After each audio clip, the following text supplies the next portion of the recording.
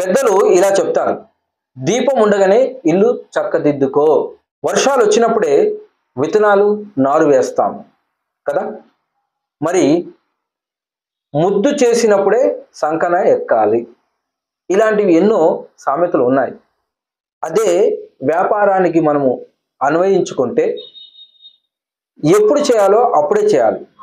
అప్పుడు చేసినప్పుడే కష్టము తగ్గి లాభాలు వస్తాయి. మరి మీరు స్థిరాస్తి, బీమా, పన్నులు, అప్పులు వ్యాపారం చేసే మీరు ఎప్పుడు చేయాలి, ఎక్కడ చేయాలి, ఎలా పొందాలి అనేది కానీ మీకు తెలిస్తే ఆ యొక్క బిజినెస్ సూపర్గా ఎక్సలెంట్గా జరిగి మీకు లాభాల పంటను పండిస్తుంది. Welcome to our channel Shankar's advisory. నేను మీ ఎంకే శంకర్.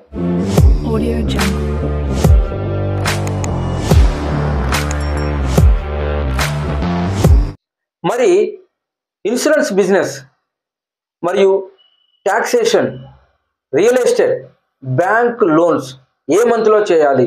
ఇప్పుడు మనం దీని గురించి క్షుణ్ణంగా తెలుసుకుంటున్నాం. మొదటిగా మనము గమనిస్తే ఇన్సూరెన్స్ ఇది ప్రతి ఒక్కరికి అవసరం. ఈ ఇన్సూరెన్స్ బిజినెస్ కూడా జనవరి, ఫిబ్రవరి, మార్చ్ ఈ 3 నెలల్లో చాలా బాగా అవుతుంది. వీటితో పాటు ముందుగా నవంబర్, అక్టోబర్, నవంబర్, డిసెంబర్ ఈ మొత్తం 6 నెలల్లో ఈ బిజినెస్ చాలా బాగా రన్ అవుతుంది. మీకు ఒక విషయం చెప్పాలంటే ఇన్సూరెన్స్ బిజినెస్ మొత్తం సంవత్సరంలో ఈ యొక్క 6 నెలల్లోనే అవుతుంది. మిగతా ఈ యొక్క ఖాళీ టైంలో ఇన్సూరెన్స్ వారు ఏం చేస్తారంటే ఇక్కడ వారి యొక్క బిజినెస్ని ప్రమోట్ చేసుకుంటారు, లేదంటే ఏజెంట్లను రిక్రూట్మెంట్ చేస్తారు. వాళ్ళ యొక్క డెవలప్మెంట్ కోసం మొత్తము వీళ్ళు వాడుకుంటారు ఈ సమయాన్ని. ఈ విధంగా మనకు ఇన్సూరెన్స్లో జేఎఫ్ఎం, ఓఎన్డి ఈ 2 క్వార్టర్లు మాత్రమే పనిచేస్తుంది. మరి రియల్ ఎస్టేట్ విషయానికి వస్తే జనవరి, ఫిబ్రవరి, మార్చితో పాటు ఏప్రిల్, మే, జూన్, లాస్ట్లో నవంబర్, డిసెంబర్ ఈ 8 నెలల బిజినెస్ ఎందుకు అవుతుందంటే మీరు బాగా గమనించి చూస్తే ఇక్కడ చూడండి, నవంబర్, డిసెంబర్లో, తర్వాత జనవరి, ఫిబ్రవరి, మార్చ్, ఏప్రిల్, మే, జూన్, జూలై ఈ యొక్క టైంలో ఏమవుతుందంటే ఫెస్టివల్స్ ఉంటాయి. At the same time summer season. ఎవరు కూడా వర్షాకాలంలో ప్లాట్లు కొనడానికి వెళ్ళరు, చూడరు, చెయ్యరు, సాహసం చెయ్యరు మ్యాక్సిమం. ఇంకొకటి ఇక్కడ నవంబర్, డిసెంబర్లో చూస్తే ఫారినర్లు ఇక్కడికి వస్తుంటారు. అంటే విదేశాల్లో ఉన్న వాళ్ళు విజిట్ చేయడానికి ఇక్కడికి వచ్చి వారు వస్తున్నారంటే వారితో పాటు డబ్బు తెస్తారు. కాబట్టి వాళ్ళు ఆ డబ్బుని భూముల మీద, ఓపెన్ ప్లాట్ల మీద పెడతారు. అందుకే నవంబర్, డిసెంబర్లో ఎక్కువ రియల్ ఎస్టేట్ అవుతుంది. వాటితో పాటు జనవరి, ఫిబ్రవరి, మార్చ్, తర్వాత ఏప్రిల్, మే, జూన్, జూలై ఇక్కడ సమ్మర్ సీజన్ కదా. ఈ సమ్మర్ సీజన్లో కూడా చాలా మంది వెళ్ళి చూసి ప్లాట్లు తీసుకుంటారు. ఓకేనా. తర్వాత మూడోది ట్యాక్స్. మీరు జనవరి, ఫిబ్రవరిలో ట్యాక్స్ చాలా తక్కువగా చేస్తారు, చెయ్యరు కూడా, ఎవరో చేస్తుంటారు. ఒకవేళ చేసినా ఇక్కడ విత్ ఫైన్తో చేస్తారు. చూడండి, మార్చిలో ఫ్లోటింగ్ ఉంటుంది. ప్రతి ఒక్కరు అడుగుతుంటారు, సీఎల్ ఎక్కడున్నారు, ఇన్కమ్ ట్యాక్స్ ప్రిపేర్ ఎక్కడున్నారు, చేస్తారా అని. సో ఎందుకంటే చివరి మంత్ ఆ యొక్క ఫైనాన్షియల్ ఇయర్లో చివరి కాబట్టి ఆ టైంలో ట్యాక్స్ కోసం అడుగుతారు. తర్వాత యాజ్ యూజువల్గా ఏప్రిల్, మే, జూన్, జూలై 31st వరకు వితౌట్ పేమెంట్తో ఫైలింగ్ ఉంటుంది. కాబట్టి ఈ 4 నెలలు బాగా రన్ అవుతుంది. దాని తర్వాత ఆగస్ట్, సెప్టెంబర్, అక్టోబర్ మొత్తం బిజినెస్ చల్లబడిపోతుంది. లాస్ట్లో మళ్ళీ నవంబర్లో, డిసెంబర్లో కూడా బిజినెస్ అవుతుంది. ఎందుకంటే మరి అప్డేటెడ్ రిఫండ్స్ రావు. డిసెంబర్ 31st ముందు అప్లై చేసుకుంటే రిఫండ్ వస్తాయి. డిసెంబర్ 31st తర్వాత అప్లై చేస్తే రిఫండ్ రాదు. కాబట్టి అందుకే అందరూ మళ్ళీ ఈ 2 నెలల్లో ఎక్కువ మంది ట్యాక్స్ గురించి అడుగుతారు. చివరిగా బ్యాంక్ లోన్స్. జనవరిలో పండుగలు ఉంటాయి, సంక్రాంతి ఇవన్నీ. సో అప్పుడు బ్యాంక్ లోన్స్ ఎక్కువ తీసుకోరు. ఫిబ్రవరి, మార్చ్ ఎందుకంటే ఇయర్ ఎండింగ్ టైం. ఈ టైంలో కూడా చాలా మంది లోన్స్ ప్రిఫర్ చేస్తారు. తర్వాత ఏప్రిల్, మే, జూన్, జూలై ఇక్కడ వాళ్ళకి ఫైనాన్షియల్ ఇయర్ అయిపోతుంది. ఇక్కడ ఫైనాన్షియల్ ఇయర్ ఫస్ట్ క్వార్టర్ కాబట్టి వాళ్ళు నెక్స్ట్ ఇయర్ బిజినెస్ ఎలా చేయాలని ప్లాన్లు రచించుకుంటారు. కాబట్టి ఈ ఫస్ట్ క్వార్టర్లో అసలు వాళ్ళకి బిజినెస్ మీద ఫోకస్ చేయరు, ఓన్లీ సేల్స్ రిక్రూట్మెంట్ మీద ఫోకస్ చేస్తారు. కాబట్టి బిజినెస్ కాదు. దాని తర్వాత జూలై, ఆగస్ట్, సెప్టెంబర్, అక్టోబర్ వరకు బిజినెస్ అవుతుంది. ఎందుకంటే ఇక్కడ స్కూల్ టైం ఉంటుంది, తర్వాత మంచి పెళ్లి రోజులు ఉంటాయి, తర్వాత మళ్ళీ మంచి దినాలు ఉంటాయి. కాబట్టి కొంతమంది హోమ్ లోన్, పర్సనల్ లోన్కి వెళ్తారు. సో ఇలా జరుగుతుంది. డిసెంబర్ వచ్చేసరికి మళ్ళీ బిజినెస్ జరగదు. సో ఈ విధంగా బిజినెస్ ఉంటుంది. సో వీటితో పాటు ఇంకో కొన్ని మీరు కానీ చేయగలిగితే మీ బిజినెస్ 3 పువ్వులు 6 కాయల్లాగా వర్ధిల్లుతుంది. అవి కూడా మీకు చెప్పబోతున్నాను, తెలుసుకోండి. ఇప్పుడు మీరు తెలుసుకున్న ఏదైతే ఇండస్ట్రీస్ ఉన్నాయో అది పీపుల్ బిజినెస్. అంటే ఎప్పుడు కూడా మీరు ఇక్కడ నెట్వర్కింగ్ని ఇంప్రూవ్ చేయాలి. నెట్వర్కింగ్ మీరు ఎప్పుడు ఇంప్రూవ్ చేయగలరు?